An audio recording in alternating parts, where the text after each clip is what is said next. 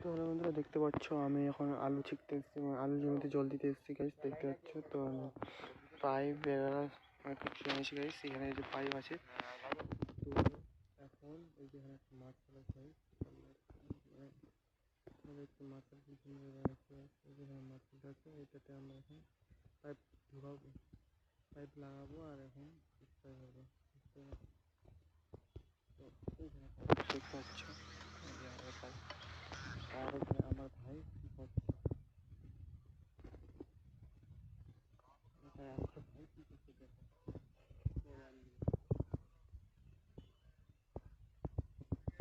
রাস্তা ভাগ হয়ে গেল,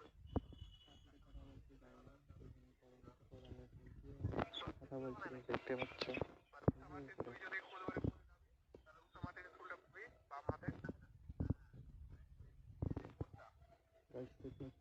আলটিমেটটা কেমন কেমন হচ্ছে আলু দেখতে পাচ্ছি।